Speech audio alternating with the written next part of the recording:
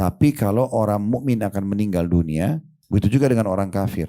Kalau orang mukmin akan datang kepadanya beberapa sosok malaikat, ini detik-detik sebelum wafat, sebelum ruh dicabut, akan datang dan menyampaikan kepadanya berita gembira tentang amal-amal solehnya. Ini amal solehmu, ini puasamu, ini sholatmu, ini bakti orang tua, ini majelis ilmu, ini haji, ini umroh, ini segala macam. Diperlihatkan semuanya. Karena perbuatanmu ini kau akan masuk surga. Dibukain pintu surganya. Itu sebelum wafat. Kita tidak tahu beberapa saatnya, tapi intinya diperlihatkan.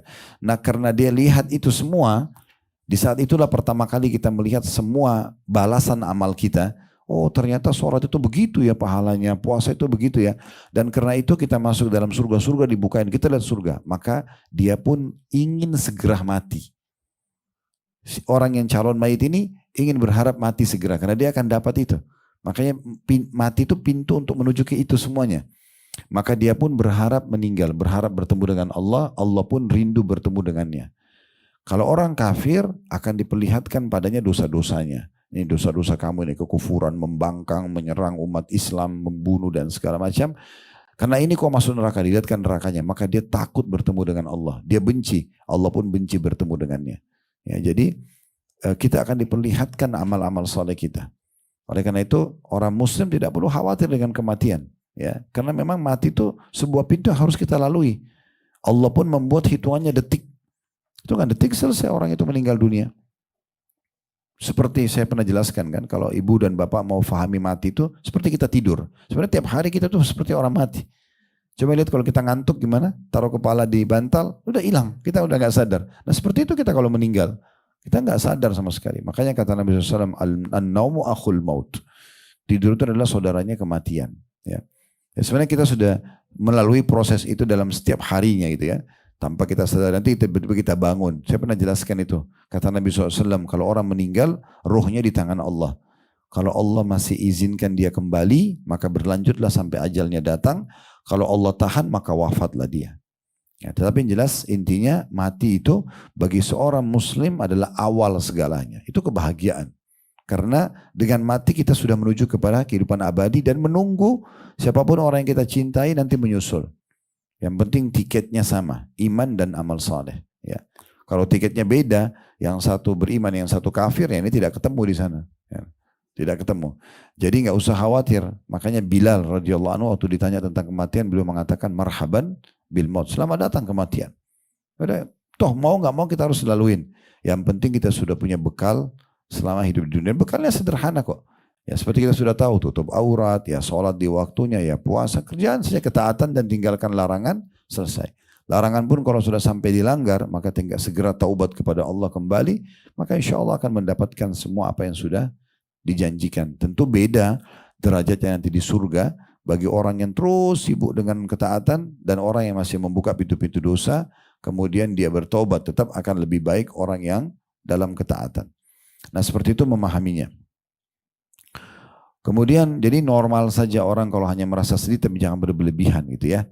Makanya Nabi SAW meneteskan air mata tapi tidak keluarin suara, tidak mengucapkan kata-kata buruk. Dan beliau mengajarkan, wahai Ibrahim kami sedih pisah denganmu, anak beliau. Tapi kami tidak ucapkan apa kecuali apa yang Tuhan kami ridhoi. Pelajaran yang ketiga, adanya larangan berdoa kecuali kebaikan. Nah ini cukup banyak rinciannya, seperti gak boleh kita protes diri kita sendiri. Kalau hanya sekedar untuk melakukan satu tindakan tidak ada masalah. Tapi kalau untuk memprotes seakan-akan kenapa ya alis saya begini, kenapa kulit saya begini, kenapa muka saya bulat tidak lonjong, kenapa gini dan gitu.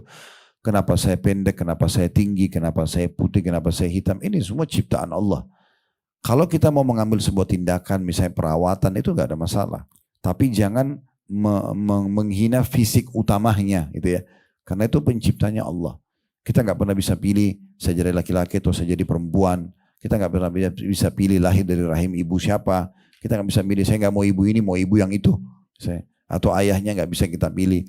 Kita juga nggak bisa mengalih fungsikan anggota tubuh. Memang kuping kita untuk mendengar, mata kita untuk melihat, mulut untuk mengucap, misalnya lidah untuk mengecap dan segala macam. Ini memang fungsinya ada dan tidak bisa kita menghinanya. Makanya kalau kemudian kita merasa kita kusam, ya udah kita tinggal mandi, kita perawatan, tidak usah mengatakan kok saya jelek banget ya. Bahasa ini menghina penciptanya. Allah subhanahu wa ta'ala. Nggak boleh. Mirip kalau kita masuk ke dalam rumah seseorang, kok rumahnya jorok banget ya. Nah, sebenarnya kita sedang menghina pemilik rumah gitu kan. Jadi kita nggak perlu membahasakan itu contohnya. Jadi bisa kita ambil pelajaran supaya tidak terjadi pada kita itu iya. Ya, ini contohnya. Jadi kita selalu mengucapkan kata-kata yang baik ya.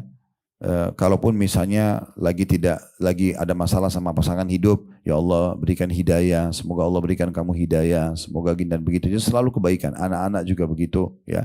Saya selalu ingatkan ibu-ibu, anak-anak itu kalau aktif bukan nakal, itu aktif namanya ya. Aktif itu tinggal kita doakan agar teralihkan pada hal yang positif. Lalu kita buatkan program-program yang positif gitu ya. Kemudian selanjutnya di pelajaran ketiga, adanya malaikat dan wajib kita imani keberadaannya, dan cara kita imani adalah dari bisikan-bisikan positifnya. Gitu ya. Jadi semua bisikan untuk mengerjakan ketaatan dari malaikat, semua bisikan untuk justru meninggalkan ketaatan atau melakukan pelanggaran kepada Allah dari syaitan. Ya. Ya sudah pernah kita sampaikan riwayatnya, kalau seseorang mau tidur malam hari, pendampingi dari malaikat akan mengatakan, tutuplah hidupmu dengan kebaikan, lalu diingatkanlah kebaikan-kebaikan pada hari itu supaya dia buat program untuk itu besok.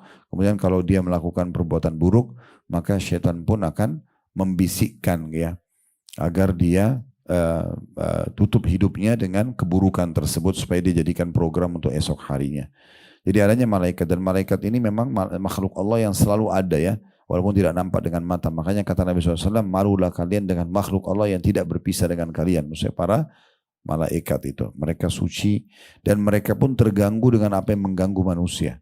Seperti bau busuk misalnya ya. Dulu pernah ada di layar di Masjid Nabawi, sekarang saya lihat sudah tidak ada.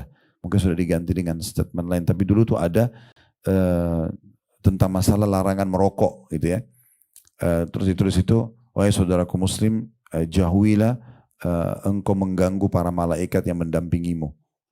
Peringatan seperti itu ya, karena mereka terganggu dengan apa yang mengganggu manusia. Jadi dari bau busuk dan segala macam. Kalau pernah dengar hadis masalah bersiwak ya kalau bangun tidur ya, maka Nabi SAW mengingatkan kalau orang bangun tidur di antara adabnya bersiwak. Kalau kita sikat gigi ya, kemudian kata Nabi SAW kalau dia setelah sikat gigi lalu dia sholat dan baca ayat Al-Quran, maka ada malaikat yang datang dan menghirup bacaan dia ya. Bagaimana prosesnya Allahu a'lam. Tapi yang jelas malaikat itu menyukai bau yang wangi. Lawannya syaitan suka bau yang busuk. Ya, malaikat suka sesuatu yang rapi, syaitan suka yang berantakan. Makanya kalau digambarkan rumah-rumah yang tidak dihuni, tidak diurus, itu berarti ada syaitannya, bukan mustahil. Ya, ya, tapi tidak usah kita terlalu jabarkan ya, terus diilustrasikanlah kalau nanti ada pocong yang keluar dari situ atau ada ini dan itu nggak perlu ya. Tetapi memang ada syaitan, karena syaitan di sini pun ada syaitan yang menggoda orang, ada malaikat juga yang mengingatkan kebaikan, di mana-mana selalu ada, gitu ya. Jadi ada malaikat, ini pelajaran yang ketiga, dan mereka pun mengaminkan apa yang diucapkan oleh orang-orang. Jadi kalau orang mengatakan kebaikan, dia iaminkan. Orang mengatakan keburukan, ya sudah, dia pun akan mendapatkan itu, ya. Oleh karena itu selalu minta yang baik-baik. Sehingga saya pernah ada satu riwayat tentang Nabi Yusuf alaihissalam. Waktu Nabi Yusuf diajak berzina sama majikannya, kemudian beliau menolak, maka majikannya ini tersebar isu satu Mesir, kalau perempuan ini terhormat mengajak anak angkatnya untuk berzina. Tersebar begitu, maka dia undang semua wanita-wanita di Mesir waktu itu, dan disuruh Nabi Yusuf tampil di depan mereka. Akhirnya dan disiapkan pisau dan buah apel, tapi perempuan-perempuan itu karena kagum dengan Nabi Yusuf sampai memotong tangan-tangan mereka. Lalu perempuan ini mengatakan, inilah yang menyebabkan saya mau berzina sama dia. Karena kalian saja sampai potong tangan kalian. Ya, gitu. Ini anak tiap hari sama saya tinggal di rumah. Nah, seakan-akan dia mau bilang begitu. Akhirnya dia bilang, perempuan itu bilang, kalau dia tidak mau ikuti kemauan saya, maka dia akan masuk penjara. Nah, Nabi Yusuf bilang, penjara lebih saya sukai daripada perbuatan tersebut. Masuklah dia di penjara.